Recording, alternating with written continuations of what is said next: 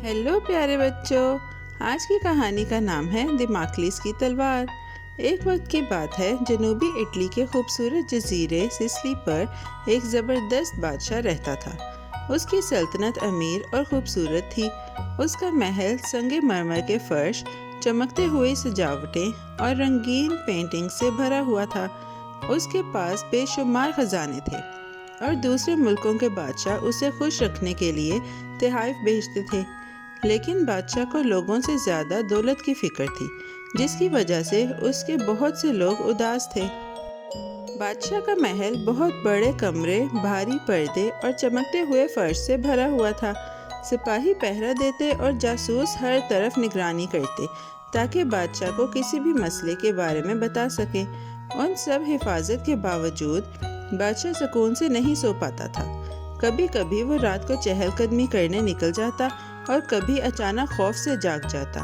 बादशाह अमीर था, लेकिन कभी महफूज या खुश नहीं महसूस करता था। बादशाह के गिर्द बहुत से लोग थे जो उसकी तारीफ करते थे, लेकिन बादशाह का दिल हमेशा भारी रहता। उनमें एक नौजवान सिसिली का रहने वाला लड़का था जिसका नाम दिमाक्लिस था। वो बादशाह की तारीफ करना बहुत पसंद करता और अक्सर अपने बादशाह की दौलत और ताकत के बारे में बड़ाई करता। जब भी वो दूसरे दरबारियों को देखता, वो बादशाह के महल, बागात और ख़जाने के बारे में बात करता और कहता कि बादशाह सिसिली पर सबसे खुशकिस्मत है। एक दिन दिमाक्लिस अपने दोस्तों से बादशाह की नेमतों के बारे में बात कर रहा था।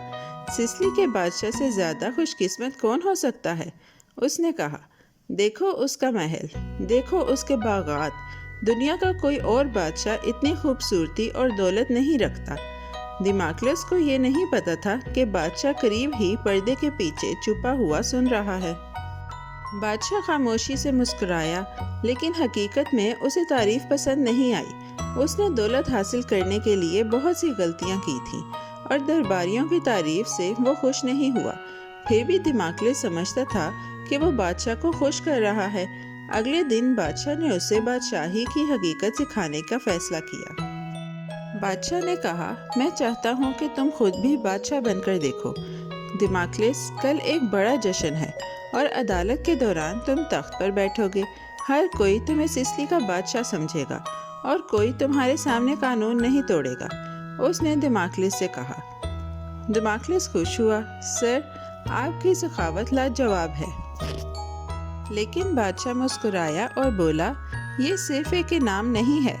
जब तुम तख्त पर बैठोगे, तुम समझोगे कि यहाँ तक कि मेरे सबसे कमज़ोर खादिम के पास भी मुझसे ज़्यादा आराम है। तुम देखोगे कि बादशाही सिर्फ दौलत नहीं बल्कि ख़तरा भी है।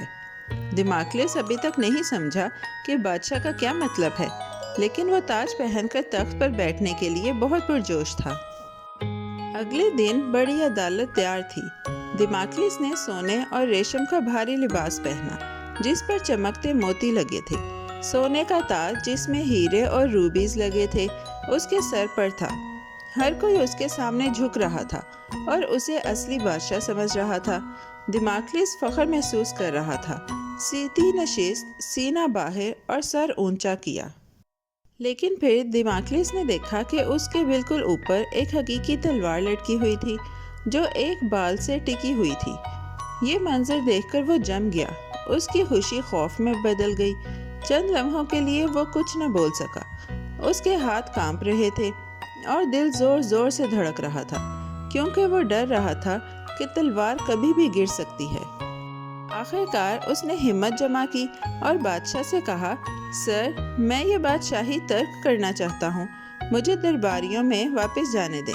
लेकिन बादशाह ने सर हिलाया। दिमाक्लिस, ये तलवार फौरन नहीं गिरेगी। ये दिनों या महीनों तक लटकी रह सकती है। तुम्हें तख्त पर रहना होगा और बादशाही की हकीकत सीखनी होगी। हत्ता कि वो बादशाह भी जो मुस्कुराता और हंसता है, हर दिन खतरे के साथ जीता है। दिमाक्लिस ने कभी जंग नहीं लड़ी थी और न ही असली खतरे का सामना किया था। उसका चेहरा पीला, होंठ खुश्क और हाथ कांप रहे थे। वो तख्त पर लुत्फ उठाने की कोशिश कर रहा था, लेकिन वो तलवार को देखना नहीं रोक सका। हर लम्हा उसे खौफ था कि कहीं तलवार गिरकर उसे नुकसान न पहुंचाए। جشن جاری رہا اور دماغلیس سخت بیٹھا رہا، درباریوں کی تعریفیں سنتا لیکن بے چین محسوس کر رہا تھا۔ اس نے سیکھا کہ بادشاہی صرف دولت اور عزت نہیں بلکہ مستقل خطرہ بھی ہے۔ خدا کی رحمت سے جشن ختم ہوا اور وہ تخت سے اتر سکا۔ اس دن سے دماغلیس کبھی بادشاہی یا دولت کی تعریف نہیں کرتا بغیر تلوار کو یاد کیے۔ تو پیارے بچوں، کہانی کا اگلا حصہ سننے کے لیے اس کا سیکنڈ پارٹ سننا نہ بھولیے گا۔ Bye bye. پیارے بچوں، کیسی لگی آپ کو یہ کہانی؟ ایسی ہی مزیدار کہانیاں سننے کے لیے ہمارے چینل کو لائک، سبسکرائب اور شیئر کرنا مت بھولیے گا۔ Bye bye.